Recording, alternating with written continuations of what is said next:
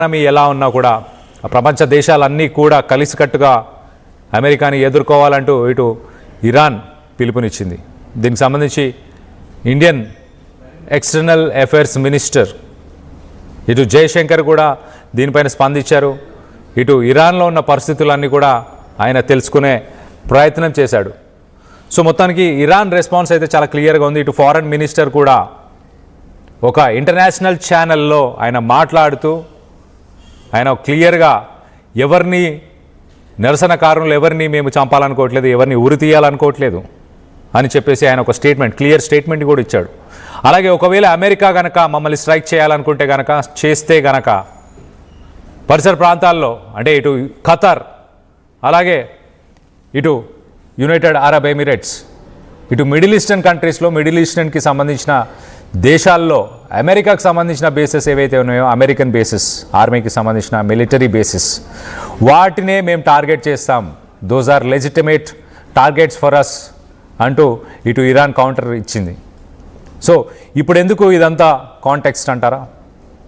Operation midnight hammer June 2025లో America Israel రెండు కలిసి ఇరాన్పై దాడులు చేసిన తర్వాత ఒక్కసారిగా ఇటు రియాల్ వాల్యూ ఇటు ఇరాన్కి సంబంధించిన కరెన్సీ వాల్యూ 90% పడిపోయిన తర్వాత 1979 తర్వాత ఇలాంటి ప్రొటెస్టులు ఇప్పటిదాకా ఈ భారీ ఎత్తున జరగలేదు. సో మొత్తం మీద ఈ ప్రొటెస్టుల్లో ఇప్పటిదాకా 3400 మందికి పైగా చనిపోయారంటూ కొన్ని రిపోర్ట్స్. అఫీషియల్గా ఈ నంబర్స్ అయితే అనౌన్స్ చేయలేదు, కానీ కొన్ని హ్యూమన్ రైట్స్కి సంబంధించిన గ్రూప్స్ మాత్రం 3400కి పైగా నిరసనకారులని చంపేశారు అంటూ చెప్పుకొచ్చే ప్రయత్నం చేస్తున్నారు 2025 నుంచి ఇప్పటిదాకా. సో ప్రస్తుతానికైతే ఇటు అమెరికా వెనకడుగు వేస్తుంది. ప్రస్తుతానికి ఇటు రష్యా ఇచ్చిన స్టేట్మెంట్స్, చైనా ఇచ్చిన స్టేట్మెంట్స్, మరీ ముఖ్యంగా భారత్ లాంటి దేశాలు ఇటు ఇరాన్కు సపోర్ట్ చేస్తూ ఉండడంతో రష్యా ఒక్కసారి ఆలోచనలో పడిపోయింది. ట్రంప్ తన మాటల్ని కూడా వెనక్కి తీసుకున్నాడు. అక్కడ అల్లర్లు ఆగిపోయాయి, అక్కడ ప్రొటెస్ట్ అన్నీ ఆగిపోయాయి, మాకు ఇన్ఫర్మేషన్ ఉంది, ఇన్సైడ్ ఇన్ఫర్మేషన్ ఉంది, అక్కడ ఎవరిని ఉరి తీయట్లేదు అంటూ ఆయన చెప్పుకొచ్చే ప్రయత్నం చేశాడు. సో ఇప్పుడు ఇరాన్ని అటాక్ చేయాల్సిన అవసరం లేదు అని ఆయన డైరెక్ట్గా చెప్పలేదు, కానీ ప్రస్తుతానికైతే అల్లర్లు ఆగిపోయాయి, ప్రొటెస్ట్ ఆగిపోయాయి. ఒకవేళ అవి కంటిన్యూ అయితే కనుక అప్పుడు చూద్దాం అంటూ ఆయన తన మాట ధోరణిని మార్చుకున్నాడు.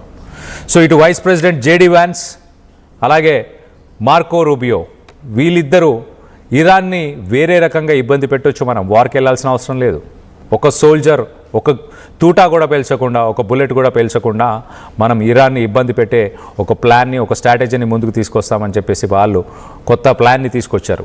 ఒక సైబర్ అటాక్స్ చేసి కంట్రీ మొత్తం ఇటు ఇరాన్కి సంబంధించిన సెక్యూరిటీ ఫోర్సెస్ మిలిటరీ ఫోర్సెస్ ఎక్కడైతే ఉన్నాయో వాటిని టార్గెట్ చేసుకుంటూ వాళ్ళ సిస్టమ్స్ని వాళ్ళ ఇన్ఫర్మేషన్ని టార్గెట్ చేసుకుంటూ సైబర్ అటాక్స్ చేద్దామని.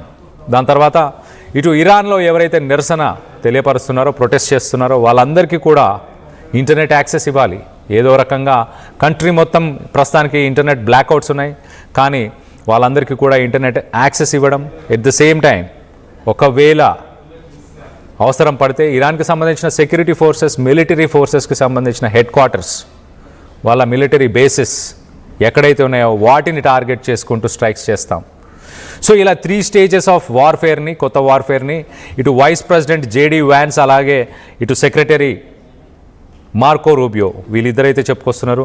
ప్రస్తుతానికి ప్రపంచ దేశాలు ఎవరు కూడా ఇరాన్తోని ఎలాంటి వాణిజ్యం చేయకూడదు, ఎలాంటి ట్రేడ్ చేయకూడదు అంటూ ఇప్పుడు ఆల్రెడీ టారిఫ్ని అయితే విధించారు. జనవరి 13 నుంచి జనవరి 13న ఇటు 25% టారిఫ్. ఇటు ఇండియా $1.6 బిలియన్ బిజినెస్ చేస్తుంది ఇరాన్తో. ఈ $1.6 బిలియన్ ప్రస్తుతానికి ఇండియా హోల్డ్లో పెట్టింది. ఆ బిజినెస్ని కంటిన్యూ చేయాలా లేదా అని క్లోజ్గా మానిటర్ చేస్తుంది. దీనికి సంబంధించి ఎక్స్టర్నల్ అఫైర్స్ మినిస్టర్ జయశంకర్ కూడా ట్వీట్ చేశారు. ఆయన కూడా చాలా క్లియర్గా we are closely monitoring whatever is happening inside and around Iran. ఇరాన్లో ఏం జరుగుతుంది, అలాగే ఇరాన్ పరిసర ప్రాంతాల్లో కూడా ఎలాంటి యాక్టివిటీ ఉంది, ఇదంతా మేము క్లోజ్గా మానిటర్ చేస్తున్నాం, మేము చూస్తూనే ఉన్నాం. దీనికి సంబంధించి అవసరాన్ని బట్టి మేము రెస్పాండ్ అవుతామంటూ ఇటు ministry of external affairs India కూడా చెప్పుకొచ్చింది. దీనికి సంబంధించి మీరేమనుకుంటున్నారు? ట్రంప్ మొదటగా అటాక్ చేస్తాను, ఖచ్చితంగా వార్కి వెళ్తున్నాము, ఇరాన్లో ఇరాన్లో ఊచకోత జరుగుతుంది అంటూ చెప్పిన ట్రంప్ ఇప్పుడు తన మాటల్ని వెనక్కి తీసుకున్నాడు సడన్గా. ఇటు వైస్ ప్రెసిడెంట్ జేడీ వ్యాన్స్ అలాగే సెక్రటరీ మార్కో రూబియో వీళ్ళిద్దరు చేసిన ఈ స్టేట్మెంట్స్ వల్లనే, వీళ్ళిద్దరు చేసిన గైడెన్స్ వల్లనే ట్రంప్ తన మాటల్ని వెనక్కి తీసుకున్నాడా? ఎట్ ద సేమ్ టైం ఇటు రష్యా అలాగే ఇండియా లాంటి దిగ్గజాలు సపోర్ట్ చేస్తున్నాయి కాబట్టి అమెరికా వెనక్కి తగ్గిందా అన్న దానిపై మీ అభిప్రాయాలు ఏంటనేది కింద కామెంట్ రూపంలో తెలియపరచండి.